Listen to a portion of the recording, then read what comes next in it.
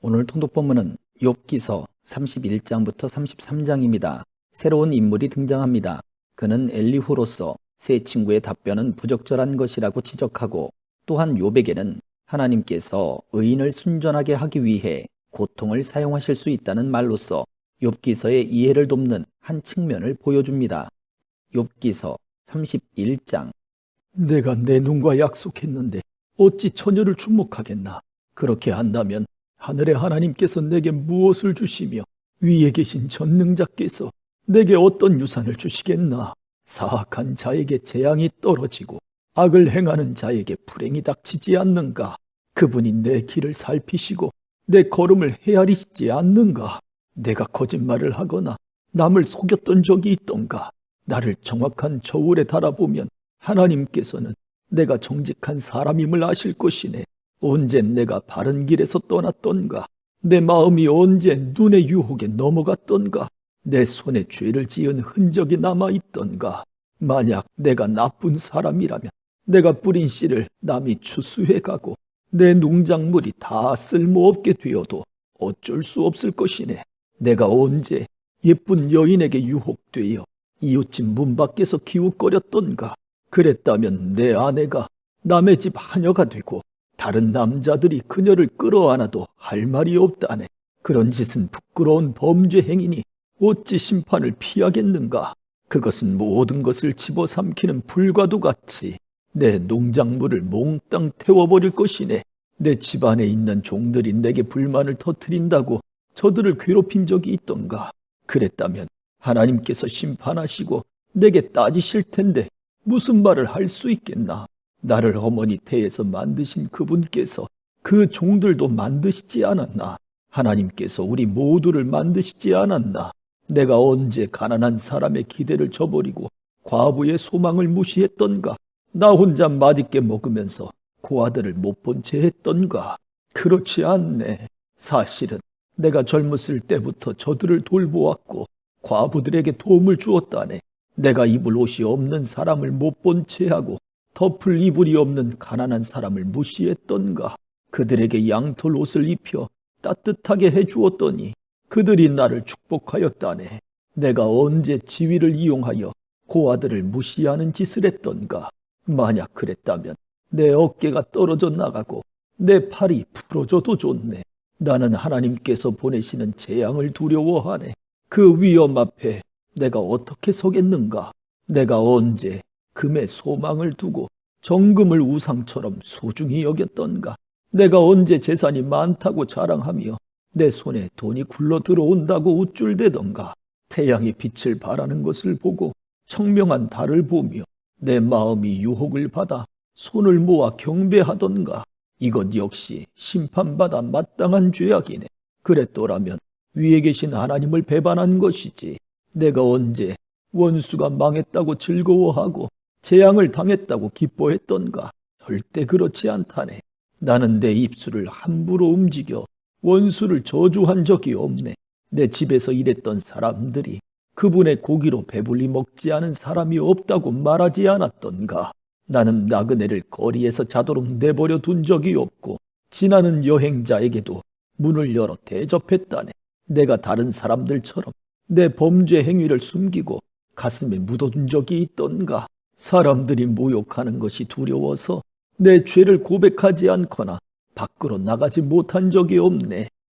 누군가 내 말을 들을 사람이 있다면, 전능자께서 내 말을 판단해 주신다면, 내 원수가 나를 기소한 기소장이 있어 그분이 판단하실 수 있다면, 그렇다면 내가 그것을 내 어깨에 메고 머리에 면류관처럼 쓰고 보일 텐데, 내가 행한 일들을 그분께 고하고 왕자처럼 당당히 그분 앞에 나갈 수 있을 텐데, 내 토지가 학대를 당했다고 나를 고소했던가? 밭이랑이 울부짖은 적이 있던가? 값도 지불하지 않고 남의 농작물을 먹었던가? 그 농사 지은 자들의 기운을 꺾어 놓은 적이 있던가? 그랬더라면 밀 대신 가시덤불이 자라고 보리 대신에 엉겅퀴가 자라게 될 것이네. 이렇게 해서 욥의 말이 끝났습니다. 32장. 욥이 계속해서 자신은 떳떳하다고 주장하자 세 친구들은 욥에게 대꾸하기를 중단했습니다.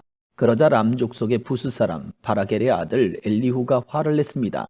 왜냐하면 욥이 하나님보다 자기가 의롭다고 주장했기 때문입니다. 그리고 그는 욥의 세 친구들에게도 화를 냈습니다. 그것은 그들이 욥이 분명히 잘못했다고 말하면서도 욥의 말에 제대로 답변을 못했다고 여겼기 때문입니다. 엘리후는 세 친구들보다 나이가 어렸기 때문에 이제껏 참고 있었습니다.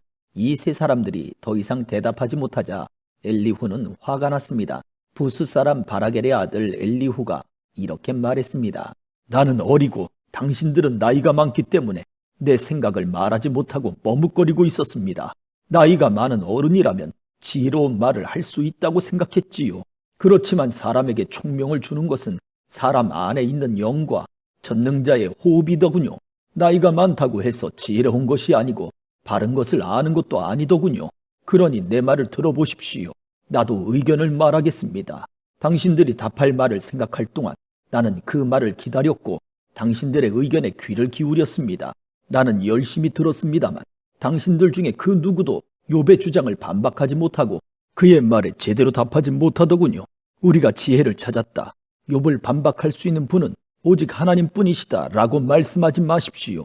만일 욥과 내가 논쟁을 했다면 나는 당신들과 같은 논리로 욥에게 답하지 않았을 것입니다. 당신들은 어리둥절하여 할 말을 못하고 있습니다. 당신들이 조용하니 나도 조용히 기다려야 할까요? 아니지요. 나도 할 말이 있습니다. 나도 아는 바를 말하겠습니다. 내 속에 할 말이 가득합니다. 내 속에 있는 영이 내게 말하라고 하는군요. 지금 내 속은 술이 부글부글 끓는 것 같고 포도주 가죽 부대가 터지는 것 같습니다. 말하지 않으면 속이 터질 것 같군요. 그러니 내가 입술을 열지 않을 수 없습니다. 나는 누구의 눈치도 보지 않고 어떤 사람에게도 아첨하지 않을 것입니다. 만일 내가 그렇게 한다면 하나님께서 나를 곧장 치실 것입니다. 33장. 이제 욥 어르신, 내가 하는 말에 귀를 기울여 주십시오. 내가 입을 여니 혀가 움직이는군요. 나는 양심대로 말하며 내 혀는 항상 진실만을 말합니다. 하나님의 영께서 나를 만드셨고 전능자의 호흡이 나에게 생명을 주셨지요. 할 수 있거든 당신도 내 말을 듣고 반박하십시오. 나나 당신이나 흙으로 만들어진 하나님의 피조물 아닙니까? 그러니 내가 당신을 두렵게 할 수도 없고 내 손으로 당신을 누를 수도 없지요. 나는 당신이 하는 말씀을 잘 들었습니다. 당신은 주장했지요. 나는 깨끗하고 죄가 없다. 나는 순결하고 아무런 잘못이 없다. 그런데도 하나님은 나에게서 허물을 찾으시고 나를 마치 원수 대하듯 하신다고 말입니다. 또 하나님께서 나를 착고에 채우시고 내 모든 길을 살피신다고 말입니다. 그렇지만 들어보십시오. 당신의 주장은 옳지 않습니다. 왜냐하면 하나님은 사람과 비교할 수 없이 위대하시기 때문이지요. 어찌하여 당신은 하나님께서 답변을 하지 않으신다고 불만을 터뜨리십니까? 하나님께서는 여러 번 말씀하시지만 사람은 깨닫지 못합니다. 그분은 사람이 곤히 잠들었을 때 밤중에 꿈이나 환상으로 말씀하시지요. 사람들의 귀를 살짝 여시고 말씀하셔서 사람들이 그들의 마음을 돌이켜 교만하지 않도록 해주십니다. 그분은 사람이 무덤에 빠지지 않도록 지키시고 칼에 죽지 않도록 보호하십니다. 그분은 사람이 깨닫게 하시려고 뼈마디가 쑤시는 아픔과 고통을 주시기도 합니다. 그럴 땐 밥맛도 없고 진수성찬도 귀찮아지며 몸은 수척해지고 숨어있던 뼈마디가 울퉁불퉁 튀어나오지요. 그럼 결국 무덤에 떨어지고 사망으로 달려가게 됩니다. 그때 그 사람에게 천사가 도우러 와서 무엇을 해야 하는지 말할 것입니다. 그러면 하나님께서는 그 사람이 무덤에 내려가지 않도록 살려주어라. 내가 그 몸값을 벌써 받았다라고 하실 것입니다. 그러면 그 병든 사람의 살이 아기처럼 다시 고와지고 어렸을 때처럼 회복되지요. 그 사람이 하나님께 기도하면 하나님께서는 그 기도를 기쁘게 들으십니다. 그 사람의 마음은 정말로 하나님께 대한 감사로 가득 차게 되겠지요. 하나님께서 그 사람을 의롭게 회복시켜 주실 것입니다. 그러면 그 사람은 사람들 앞에서 찬양하면서 나는 죄를 지었소. 부정한 짓을 저질렀지요. 그러나 내가 받아야 할 벌을 받지 않았습니다. 하나님은 나를 무덤에서 건져주셨습니다. 그래서 저는 이제 이렇게 환한 세상을 봅니다. 라고 말할 것입니다. 하나님께서는 자주 사람들을 이렇게 다루시지요. 무덤에 내려가던 사람들을 다시 살리셔서 생명이 약동하게 하십니다. 욥 어르신, 내 말에 귀 기울이십시오. 계속 조용히 내 말을 들어주십시오. 말하실 것이 있으면 대답해 보십시오.